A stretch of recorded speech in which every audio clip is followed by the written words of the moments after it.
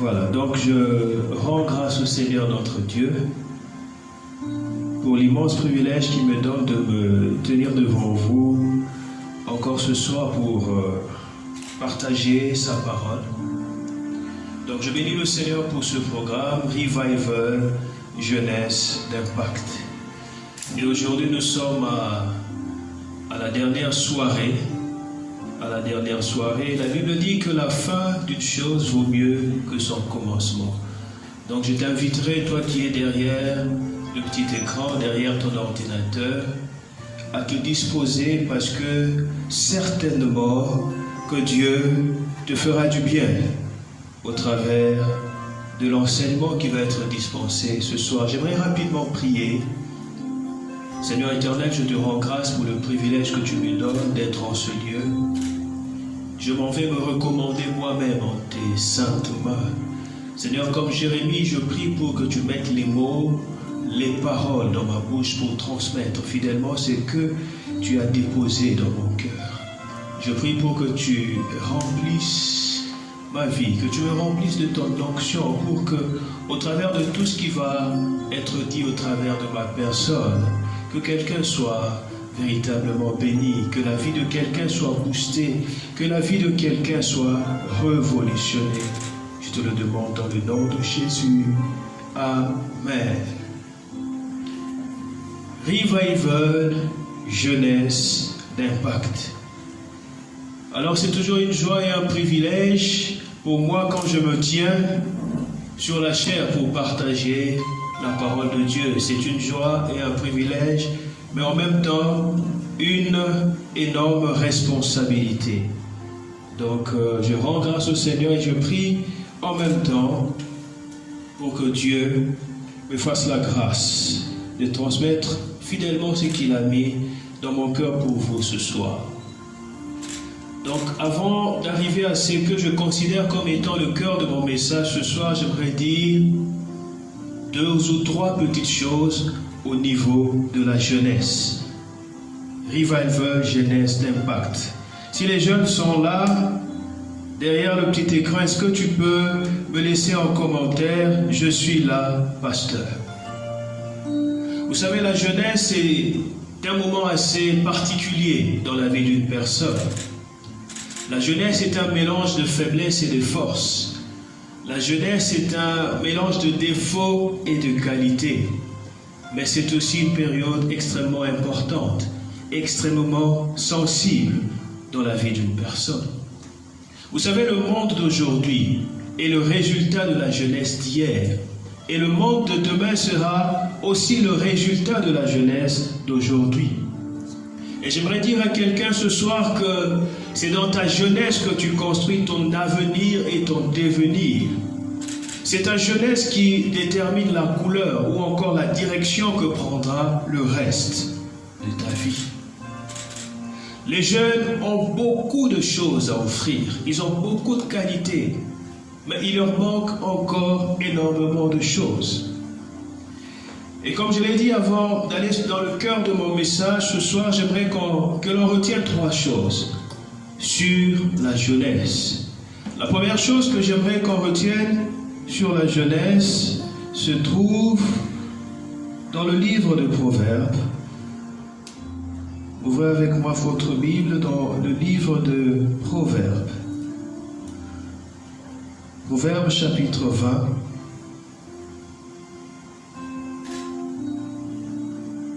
Le verset 29.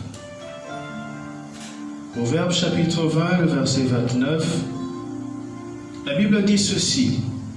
La force est la gloire des jeunes, et les cheveux blancs sont l'ornement des vieillards. La force est la gloire des jeunes. La Bible l'affirme, les jeunes sont forts. Ils sont vigoureux, parce que c'est pendant la jeunesse que l'on dispose de notre plein potentiel. On peut faire énormément de choses quand on est jeune.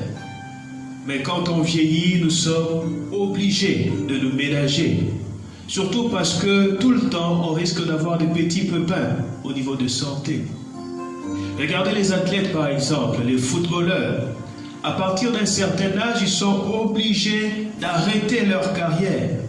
Parce qu'au bout d'un certain nombre d'années, ils ne peuvent plus courir comme avant. Même si la passion y est, même si dans le cœur, tu as la rage, tu veux mouiller le maillot, mais le corps ne suit plus. Parce que la jeunesse s'en est allée. Bien-aimé, si tu es un défenseur d'un certain âge et que tu as le malheur de te retrouver devant un attaquant comme Cristiano Ronaldo, tu es foutu. Tu ne peux pas l'attraper. C'est la raison pour laquelle la plupart de nos athlètes africains, quand ils signent des contrats en Europe, ils ont toujours tendance, on le sait, à baisser leur âge.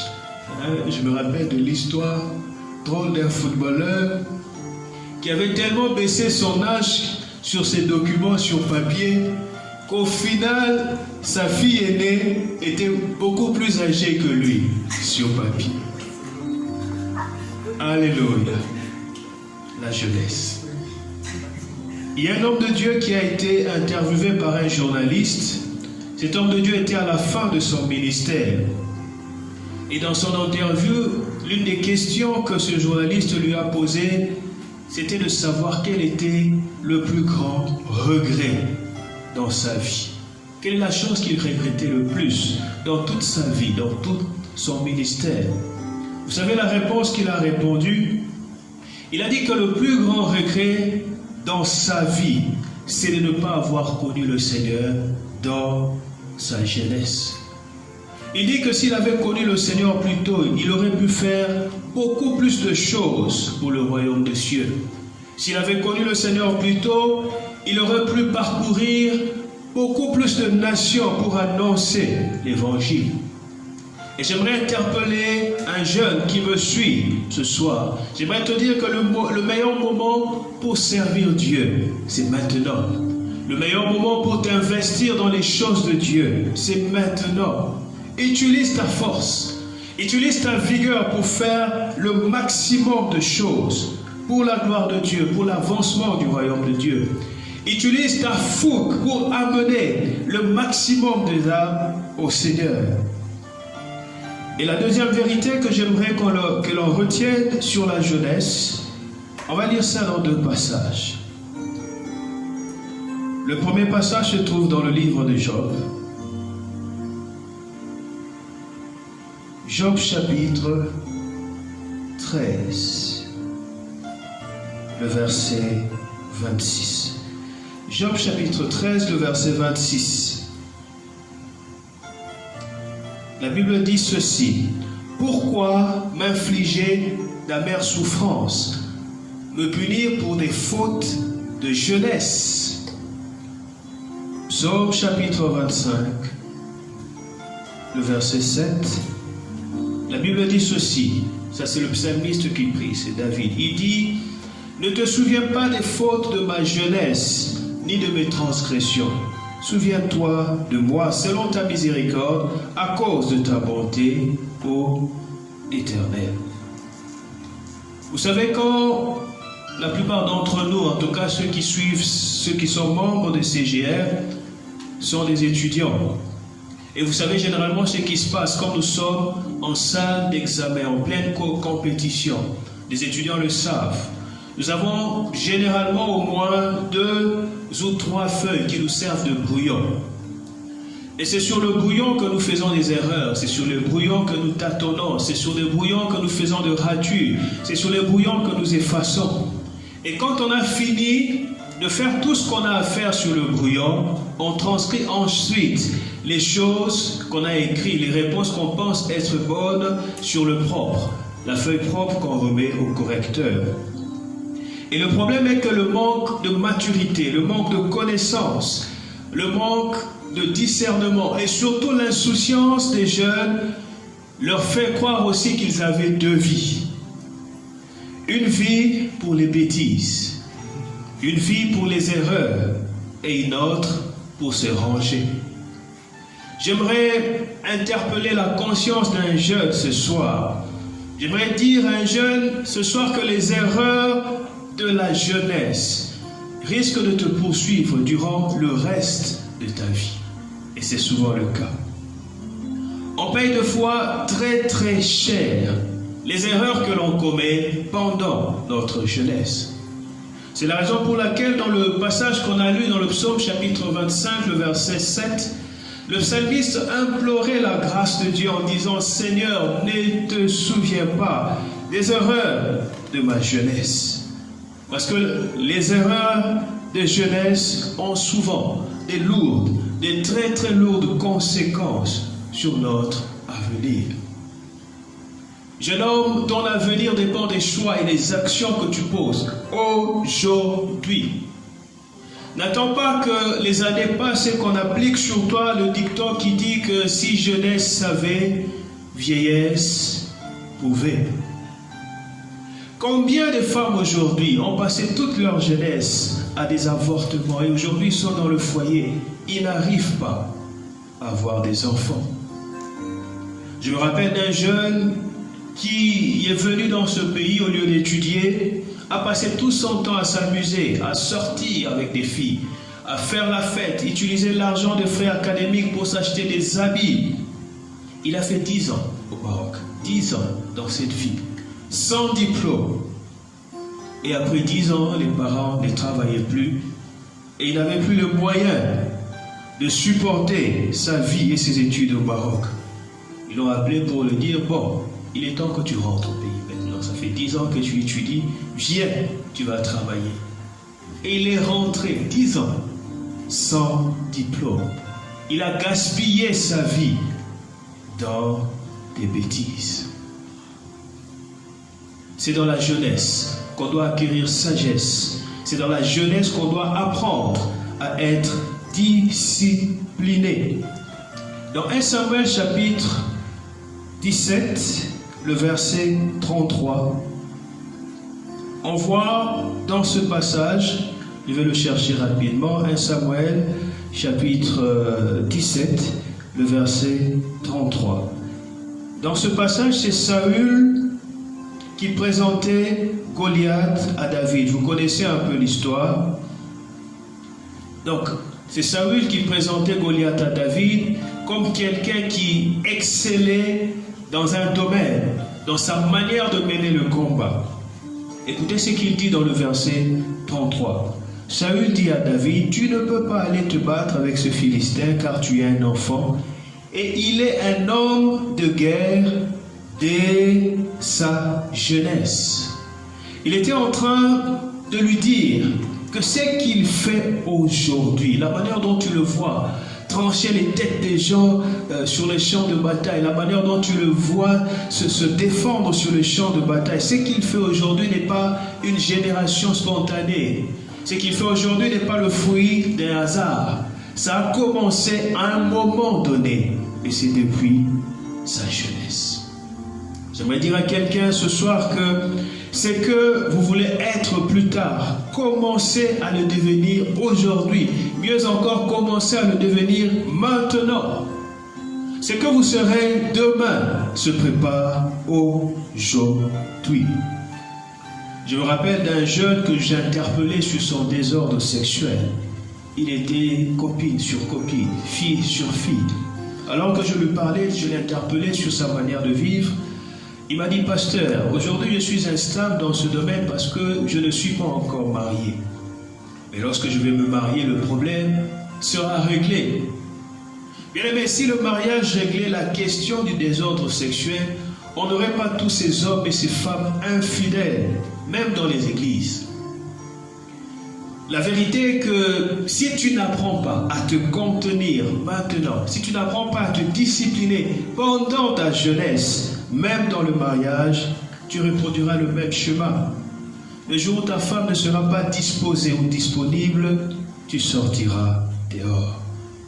C'est maintenant, jeunesse.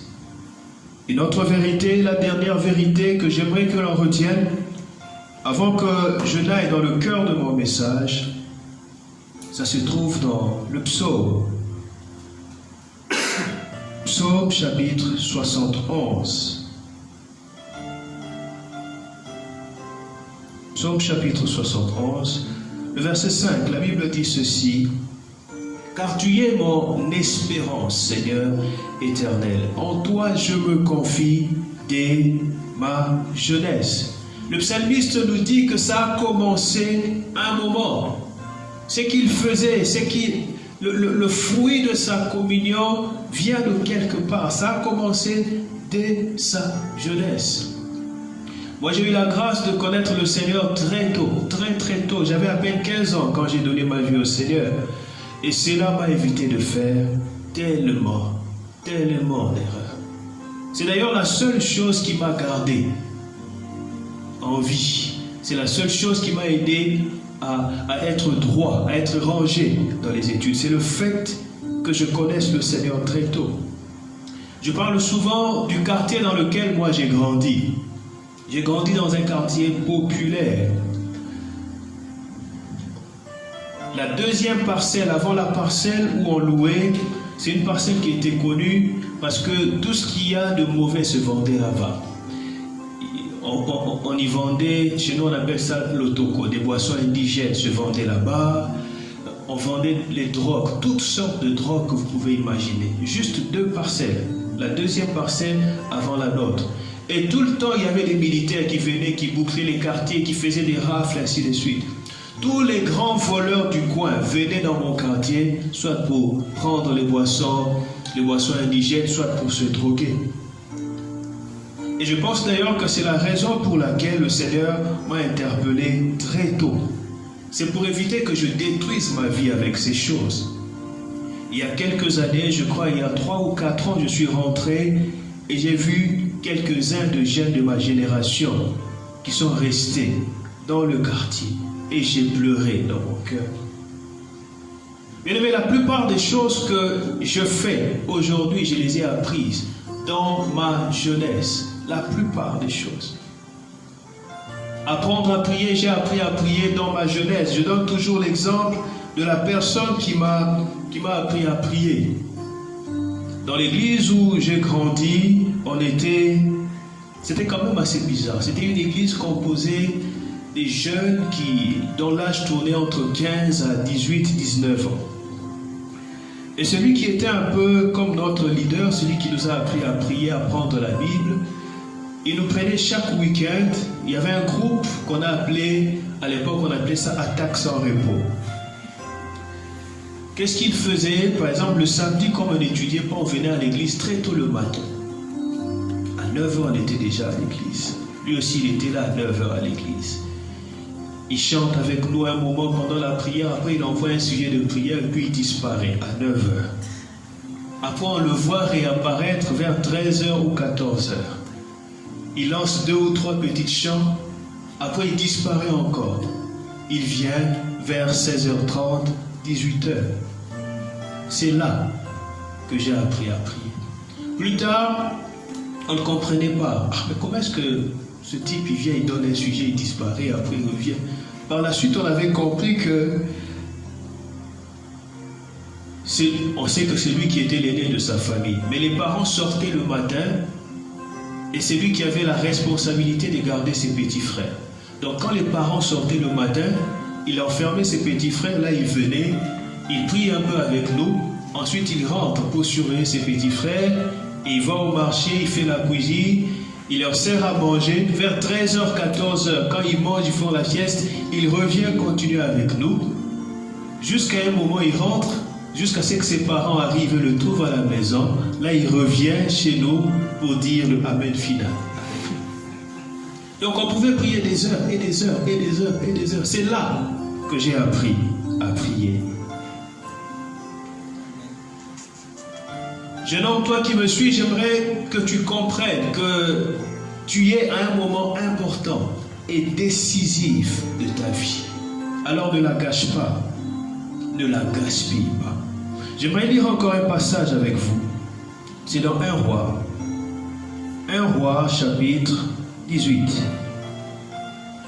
Le verset 12. 1 Roi, chapitre 18. Le verset 12.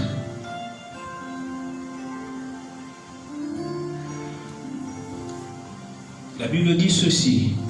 Puis lorsque je t'aurai quitté, l'Esprit de l'Éternel te transportera, je ne sais où.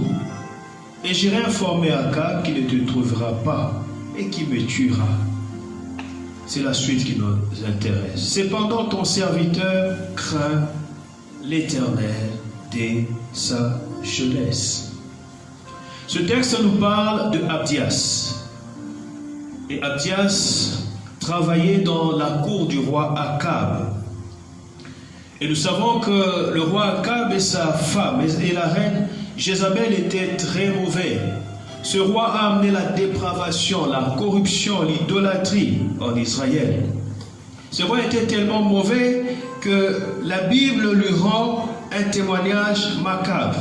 Écoutez ce que la Bible dit de lui dans 1 Roi chapitre 21, le verset 25. La Bible dit de Akab ceci: il n'y a eu personne qui se soit vendu comme Akab pour faire ce qui est mal aux yeux de l'Éternel. Et Jézabel, sa femme, l'y excita. Ça veut dire que Akab avait battu le record dans tout ce qui est dépravation, dans tout ce qui est désobéissance au Seigneur. Et malgré le fait que Abdias travaillait dans la cour d'un roi corrompu et mauvais, il est resté ferme, parce qu'on vient de le lire, parce que dès sa jeunesse, il avait déjà eu une sémence dans son cœur. Et cette sémence lui a permis de vivre à contre-courant. Le texte, on vient de le lire, la dernière phrase, Akab dit, non, c'est Abdias qui dit: ton serviteur craint l'Éternel dès sa jeunesse.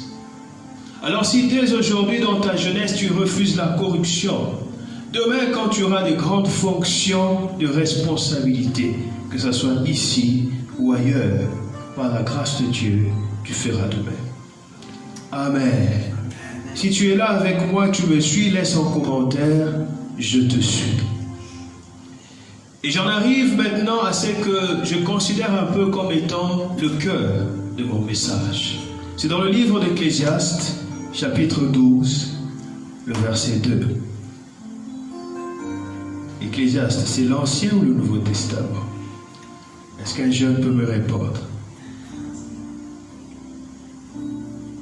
Ecclésiaste, c'est avant quel livre? Laisse la réponse en commentaire.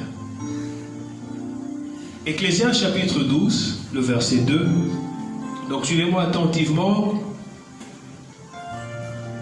Ecclésiaste 12, le verset 2, la Bible dit ceci: bannis de ton cœur le chagrin. Je reprends.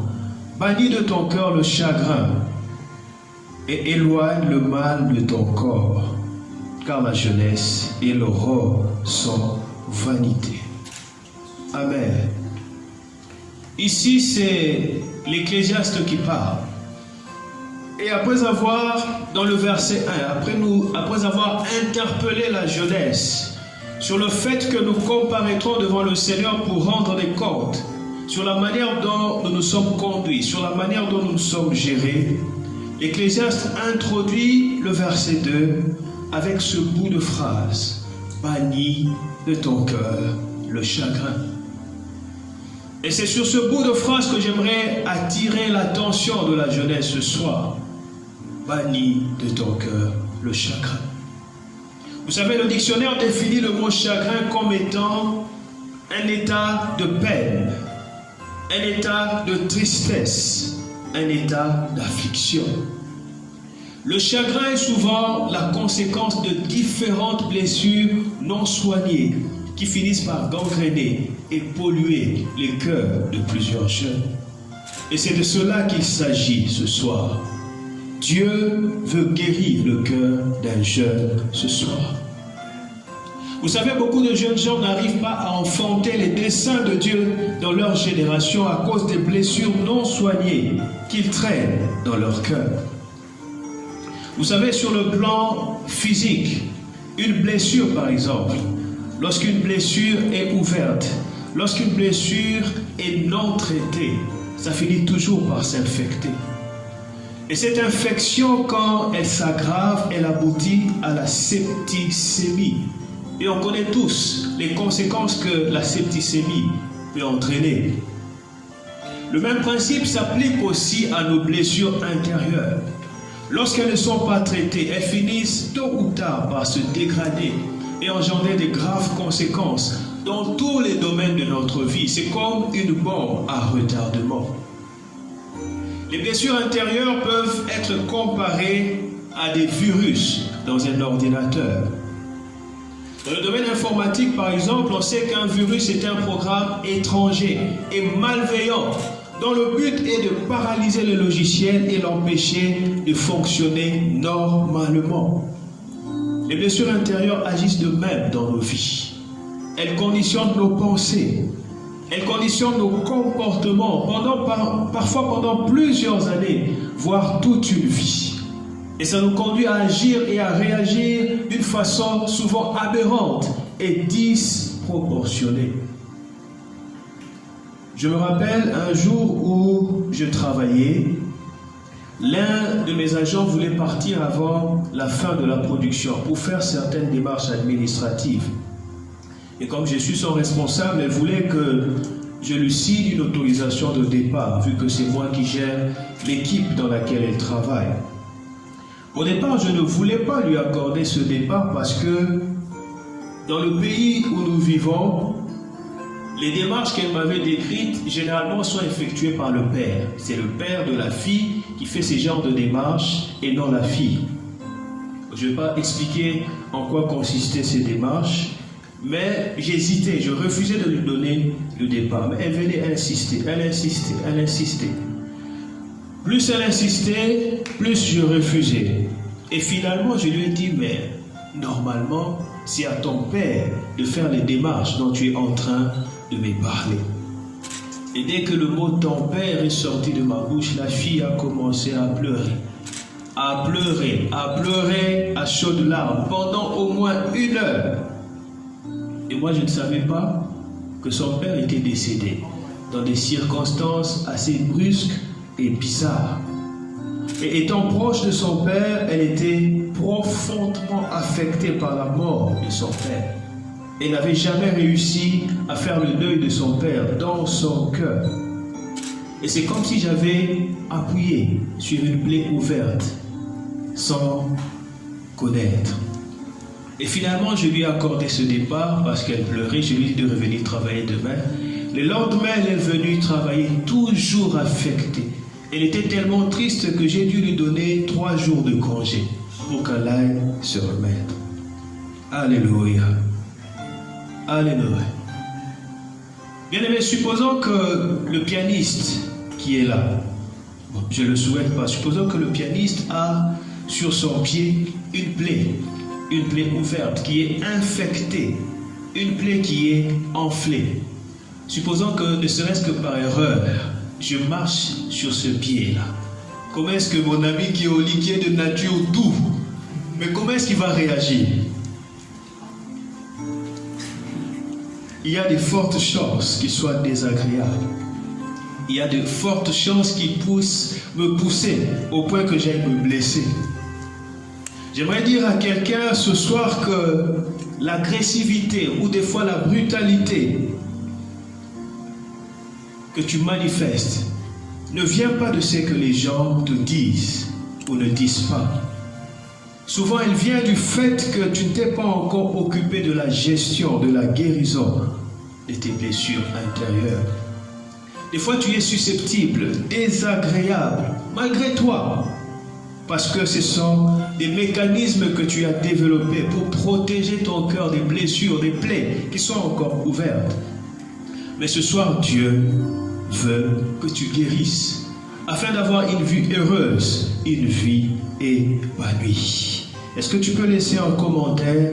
Dieu veut que tu guérisses. Il y a plusieurs choses qui peuvent causer une blessure intérieure. Et je citerai quelques-unes de ces causes. L'une des premières causes qui peut faire en sorte qu'une personne traîne, des fois pendant toute sa vie, une blessure intérieure, c'est d'abord le genre de traitement que l'on subit dans notre propre famille. On va lire Juge, chapitre 11. Juge, chapitre 11, les versets 1 et les versets 2. La Bible dit ceci. Jephthé, le Galadite, était un vaillant héros. Il était fils d'une femme prostituée. Et c'est Galad qui avait engendré Jephthé. La femme de Galad lui enfanta des fils qui, devenus grands, chassèrent Jephthé et lui dirent: tu n'hériteras pas dans la maison de notre père, car tu es fils d'une autre femme. Alléluia. Vous savez, la famille qui devrait normalement être pour tout enfant synonyme de refuge, la famille qui normalement devrait être pour tout enfant un lieu de sécurité, un lieu où l'enfant se prépare, se construit pour affronter le monde extérieur. Malheureusement, certaines familles deviennent des lieux où les enfants subissent les pires injustices. À l'exemple du texte qu'on vient de lire, comme Jephthé, certains enfants peuvent ne pas être désirés au sein de leur propre famille. Ils peuvent être totalement rejetés. Et ce rejet peut même commencer pendant la grossesse, alors que l'enfant n'est même pas encore né. La mère peut, par exemple, porter dans son sein un enfant dont elle ne veut vraiment pas.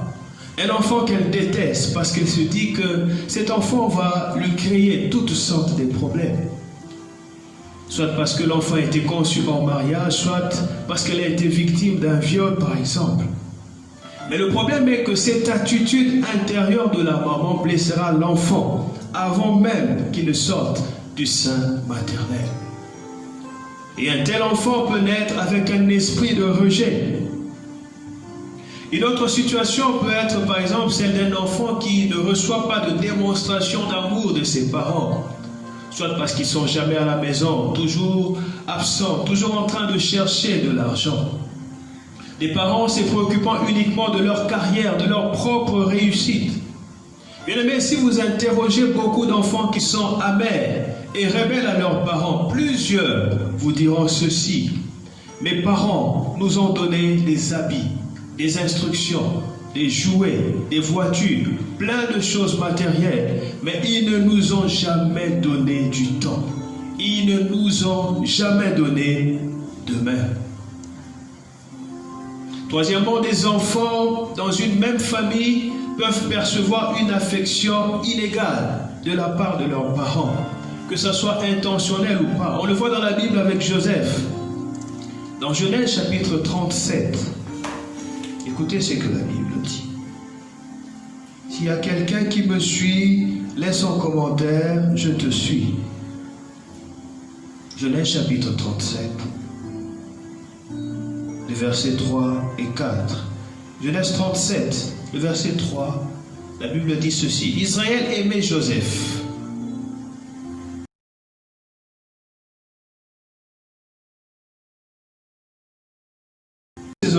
Il lui fit une tunique de plusieurs couleurs.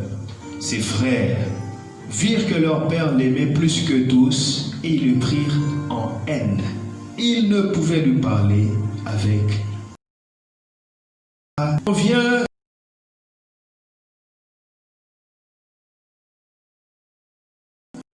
peut-être parce qu'il est le plus brillant dans les études, peut-être parce qu'il est le plus sage, peut-être parce qu'il est le plus beau, peut-être parce qu'il est le plus poli, peut-être parce qu'ils ont eu un moment particulier de leur histoire et de leur existence. Et dans ce cas de figure, les autres enfants qui reçoivent une mesure injuste d'amour et d'attention sont toujours blessés. Et ces blessures, on vient de le lire, ça peut être la source de la jalousie, ça peut être la source de haine, et ça peut entraîner des graves conflits dans la famille. Vous savez, la plupart des enfants élevés aussi par leurs marâtres ont connu des sévices le plus graves. Je me rappelle de l'histoire d'un frère, un frère que j'aime beaucoup. Il m'a raconté ce qu'il a vécu avec sa marâtre. Il m'a dit que ma marâtre était une experte en punition. Il dit que ce qu'il ne comprenait pas quand il était enfant, il se demandait comment est-ce qu'une personne adulte, comment est-ce qu'une personne âgée pouvait punir un enfant de cette manière. Et je me rappelle l'une de ses punitions favorites qu'il aimait faire sur ce frère-là, c'est quand il faisait une bêtise, il appelait le frère, il le faisait asseoir, il prenait une grosse marmite des piments. Il fait asseoir, il lui dit, tu vois la marmite de piment là, tu dois manger ça. Si tu ne manges pas ça, il tenait un pilon de l'autre côté. Vous savez, les pilons chez nous, les feuilles de manioc, les dames ont l'habitude de piler ça avec des pilons. Donc il tient le pilon, il dit, si tu ne finis pas cette marmite de piment, je vais te taper sur la tête jusqu'à ce que je te tue. Et le frère m'a dit, Dieu seul sait le nombre de coups que j'ai reçus sur ma tête avec cette dame-là.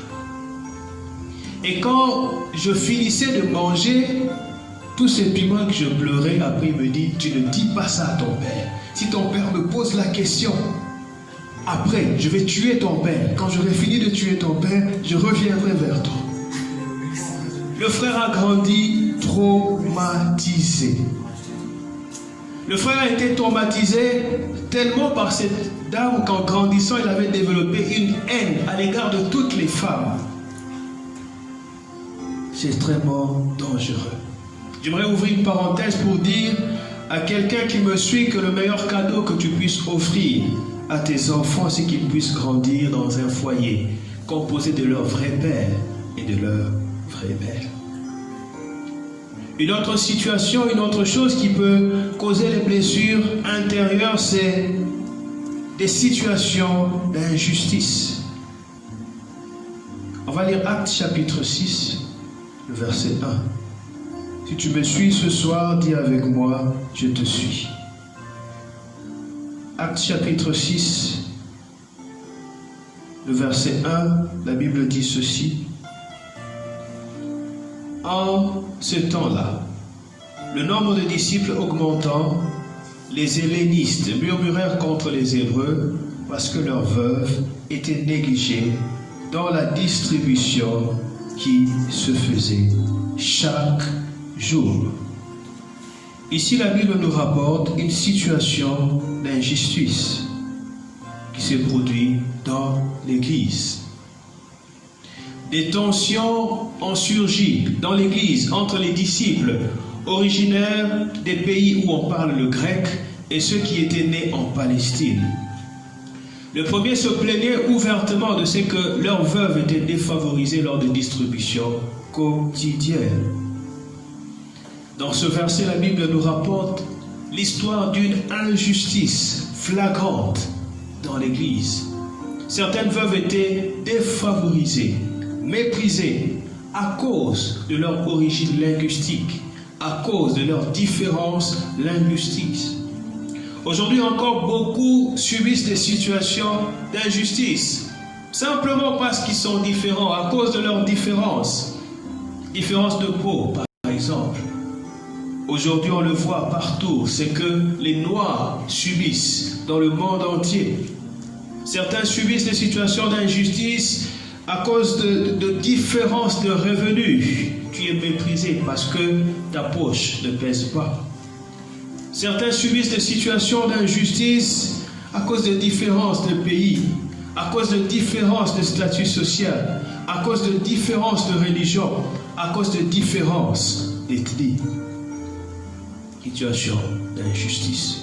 Je me rappelle d'un ami à moi qui n'a pas étudié, il a abandonné ses études. Il était brillant, extrêmement brillant. Et quand il a eu son bac, il avait réussi à décrocher une bourse d'excellence pour aller continuer ses études au Canada. Il a déposé tous les papiers et il était retenu.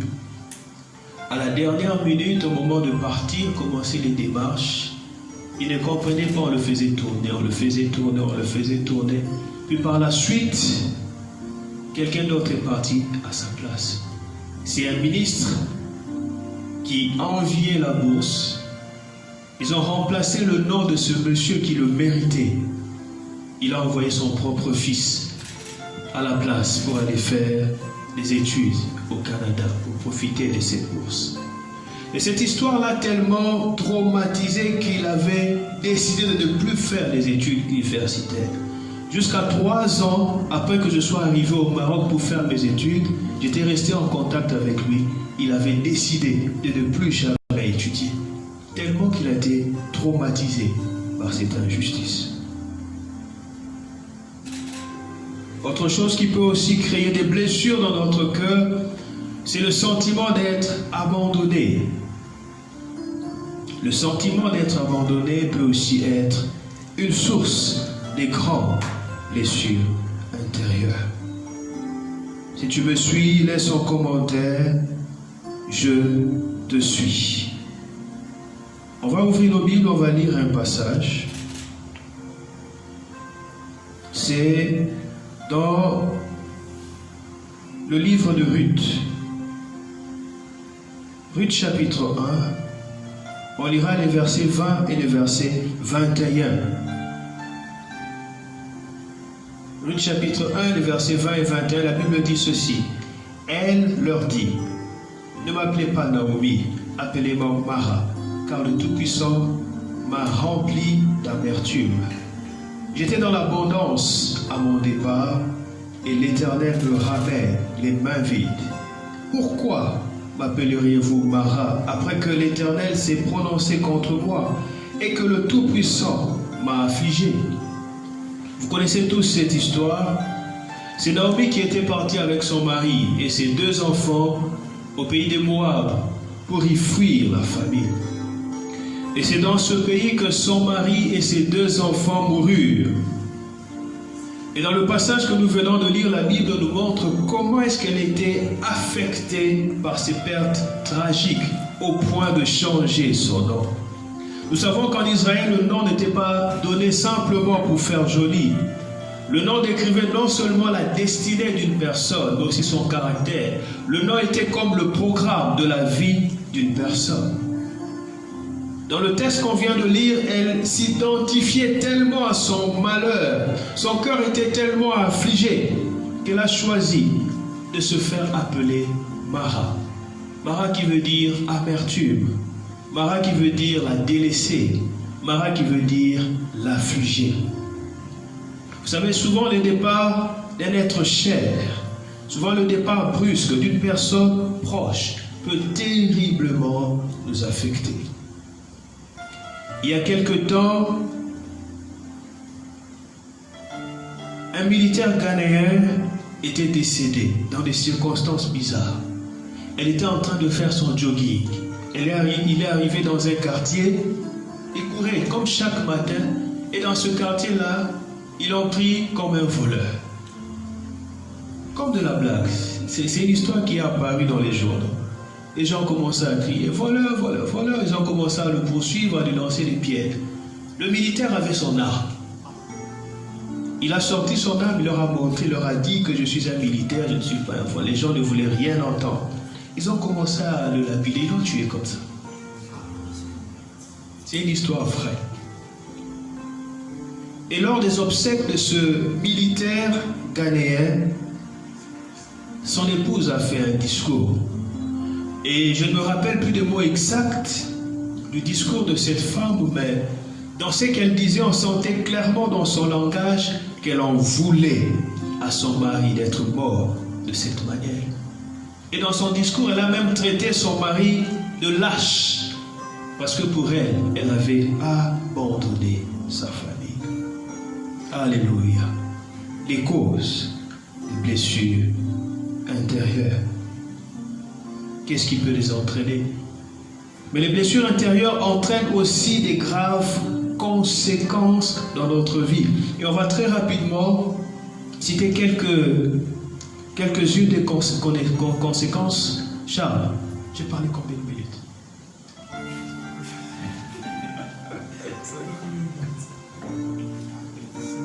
Il me reste combien de minutes? C'est le plus important. Il me reste 15 minutes. Oh là là là là là.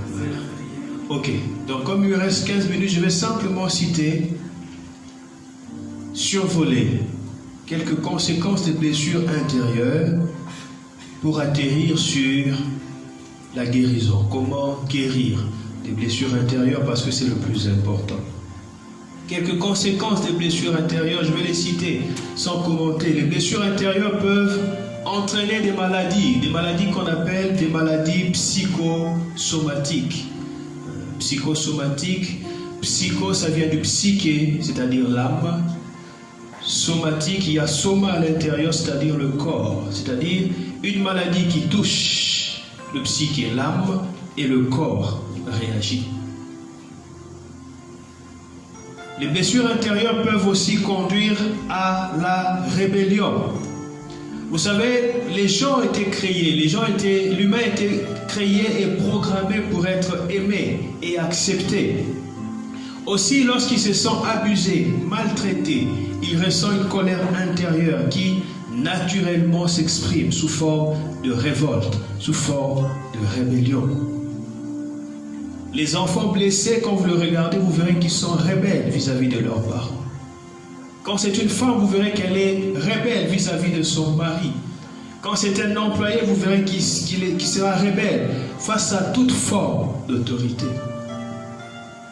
Demandez à la plupart des jeunes filles, je suis pasteur, je fais souvent des cures d'âme. La plupart des jeunes filles que j'ai eues qui sont devenues lesbiennes, ils me disent que quand ils étaient jeunes, ils se sont sentis rejetés, détestés et souvent abusés par une figure d'autorité.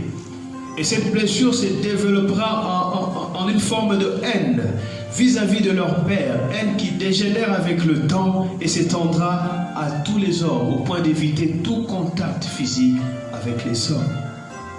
Je vais vous citer des exemples, comme on n'a pas beaucoup de temps, on va avancer. Les blessures intérieures conduisent au repli sur soi. Les blessures intérieures détruisent l'image de soi. Les blessures intérieures créent un esprit de compétition. Souvent, les personnes blessées ont toujours tendance à diminuer, à minimiser le travail ou les efforts des autres. C'est des personnes qui cherchent à prouver leur propre valeur aux yeux des autres au moyen de leur performance. Ils sont toujours en train de chercher des gros postes, même à l'église, pour prouver qu'ils sont supérieurs. Ils utilisent leur fonction pour écraser les autres. Les personnes non guéries de leurs blessures intérieures sont offensives. Mais c'est très compliqué de discuter avec ces gens, des personnes, des blessés de guerre. Ils sont toujours en train de chercher à lire entre les lignes. Ils sont toujours en train de chercher les sous-entendus, les sens cachés de certains mots, des phrases qui peuvent être simples. Ils sont très susceptibles, toujours en palabre avec les autres. Les blessures intérieures peuvent aussi créer des phobies. Les phobies, ce sont des craintes, des angoisses, souvent qui sont non justifiées. Comme il me reste très peu de temps, je vais rapidement atterrir. Comment guérir les blessures du passé? Comment guérir des blessures du passé? La réponse nous est donnée dans le texte qu'on avait lu au départ, quand je disais que le cœur de mon message, quand je parlais du cœur de mon message. Donc la réponse c'est dans Ecclésiaste chapitre 12, le verset 2. Dans la première phrase, bannis le chagrin de ton cœur. La clé de la guérison se trouve dans cette phrase. Bannis le chagrin de ton cœur. Au travers de ce mot, l'Ecclésiaste veut simplement dire que la clé de la guérison de ton cœur réside dans ton attitude face aux événements malheureux et négatifs que tu as subis. La vérité est que nous ne pourrons pas changer ce qui nous est arrivé. Nous ne pouvons pas changer ce que nous avons subi dans le passé. Mais nous pouvons quand même choisir d'y répondre positivement. Mais peu importe ce qui vous est arrivé dans le passé, tu peux changer l'histoire de ta vie. J'aimerais qu'on le retienne que chaque événement négatif dans notre vie a pour but de nous apprendre des choses positives qui nous serviront pour notre futur. Bien-aimé, retenez que chaque épreuve vient dans ta vie avec le but de t'apprendre quelque chose qui te rendra plus fort et plus mature pour l'avenir. Pour Joseph, par exemple, chez Potiphar et en prison, Joseph a appris la patience, l'obéissance, la persévérance dans la vision avant d'embrasser la destinée du premier ministre de Pharaon. La fidélité qu'il a manifestée dans des petites choses l'a rendu capable de gérer les plus grandes choses.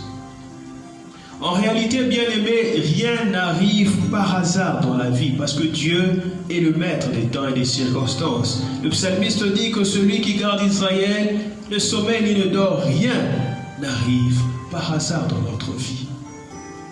Vous ne comprendrez pas toujours les raisons de certaines expériences douloureuses dans la vie, mais Dieu sait. Dieu sait que chaque expérience dans votre vie n'arrive pas par hasard et qu'elle vient pour vous préparer à quelque chose que vous ne voyez peut-être pas clairement aujourd'hui. Pour revenir à Joseph, Joseph ne voyait probablement pas les raisons pour lesquelles il passait par tant d'expériences compliquées et difficiles. Rejet, trahison, fausse accusation, condamnation, réputation détruite, amitié détruite avec Potiphar, prison et oubli de la part de ses amis. Mais une fois que le plan de Dieu s'est accompli dans sa vie, c'est lui, Joseph, qui a commencé à consoler ses frères en leur demandant de se pardonner à eux-mêmes, parce que lui, il leur avait tout pardonné. Écoutez ce que Joseph dit dans Genèse chapitre 45. Genèse chapitre 45.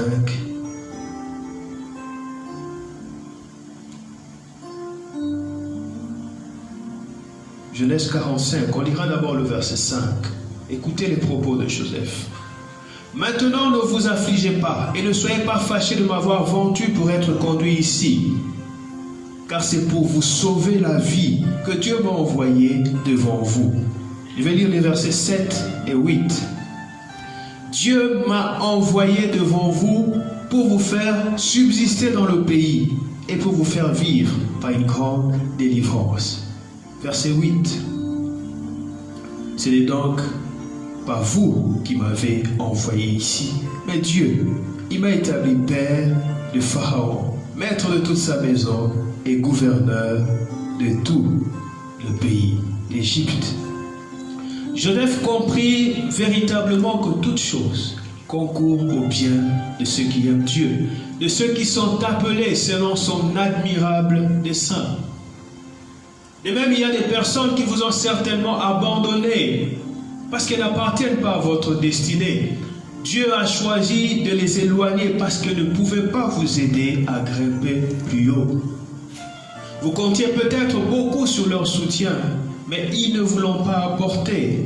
Dieu a permis cela pour que tu comprennes que lui seul est ta source, que lui seul est ton soutien.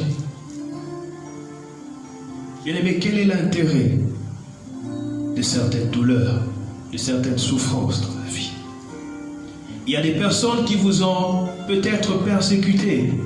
Pourquoi Dieu a permis cela?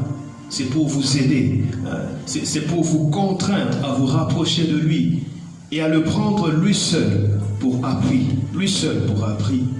Certains vous ont trahi, cela vous a aidé à être plus prudent comme un serpent et sage comme une colombe.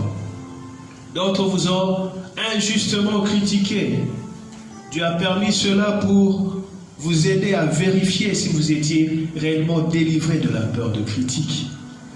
Parce que vous ne pourrez pas progresser dans la vie si vous n'êtes pas libéré de la peur des critiques négatives. Pourquoi est-ce que je dis cela?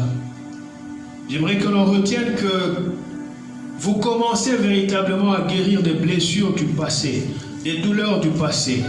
Le jour où vous commencez à réaliser que toutes les choses que vous avez endurées jusque-là ont contribué à vous rapprocher de Dieu et à vous conduire vers un but que Dieu a préparé d'avance. La plupart des personnes connaissent cette prédicatrice qu'on appelle Joyce Meyer. Tout le monde la connaît, une grande prédicatrice. C'est l'une des servantes de Dieu la plus respectée et la plus écoutée de sa génération. Mais très peu de personnes connaissent son histoire. Si vous lisez son histoire, vous verrez qu'à plusieurs reprises dans son enfance, elle a été violée, elle a été abusée. À plusieurs reprises. Quand elle grandissait, elle se demandait souvent pourquoi est-ce qu'elle subissait ces choses. Pourquoi est-ce qu'elle était obligée de vivre ces choses dans sa vie. Mais aujourd'hui, elle est un instrument puissamment utilisé par Dieu pour guérir des millions de personnes abusées physiquement, sexuellement, émotionnellement. Au travers de son ministère, de nombreuses personnes peuvent relever la tête et dire qu'il y a une vie après les sévices. Il y a une vie après les abus. Bien aimé, la réalité est que vous n'êtes pas convaincant lorsque vous parlez de quelque chose que vous n'avez pas connu. Vous ne pouvez pas conduire une personne là où vous-même n'êtes jamais rendu. Vous ne pouvez pas aider les personnes à sortir d'un désert lorsque vous-même n'êtes pas encore sorti de ce même désert. C'est la raison pour laquelle vous subissez un certain nombre de choses dans votre vie. Bien-aimés, ne pleurez pas, ne murmurez pas, ne blâmez pas les autres. Parce que votre destinée dépasse le simple cadre de votre confort personnel. Dieu vous a créé pour un but beaucoup plus grand et qui dépasse votre petite personne. C'est la raison pour laquelle Dieu est capable, par exemple, de vous envoyer dans un désert pendant 40 ans. Simplement parce qu'il sait que dans 40 ans,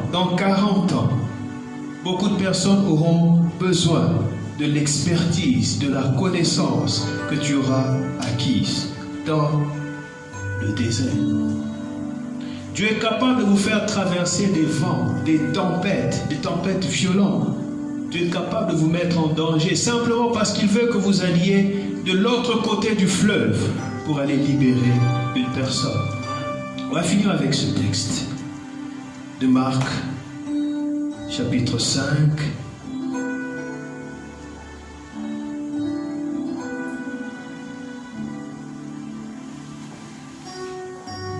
Marc chapitre 5, versets 1 à 5. La Bible dit ceci: ils arrivèrent à l'autre bord de la mer, dans le pays des Gadaréniens. Aussitôt que Jésus fut hors de la barque, il vint au-devant de lui un homme sortant des sépulcres et possédé d'un esprit impur. Cet homme avait sa demeure dans les sépulcres et personne ne pouvait plus le lier, même avec une chaîne. Car souvent, il avait eu les fers aux pieds et avait été lié des chaînes.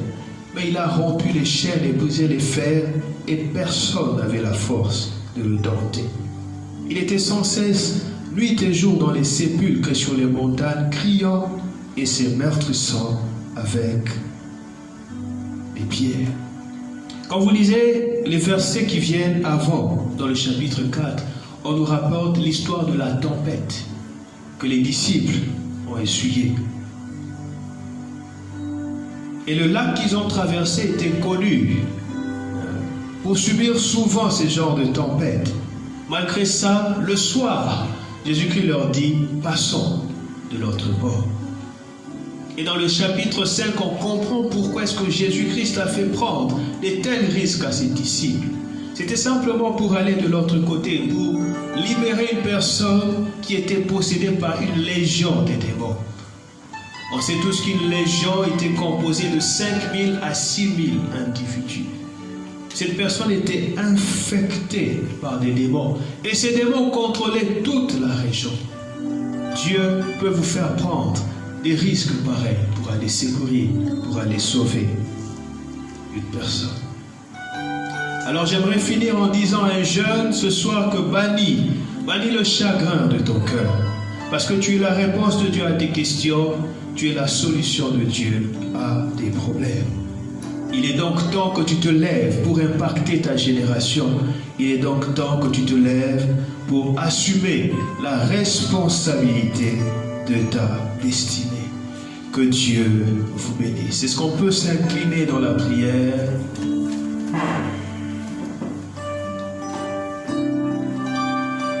vas prier pour rendre grâce à Dieu pour ce temps. Tu vas prier pour rendre grâce à Dieu pour ce temps. Tu vas prier pour que Dieu renouvelle ton intelligence, pour que Dieu change ton attitude face aux différentes péripéties que tu traverses. Il n'a pas dit que tu sombrerais, il n'a pas dit que tu coulerais, il a dit passons de l'autre bord. Parce que de l'autre côté du fleuve, quelqu'un a besoin de la chose qu'il a déposée en toi. Prie le Seigneur dans le nom de Jésus. Que le Seigneur soit glorifié. Je vais remettre la parole au groupe musical pour nous conduire dans un temps de louange.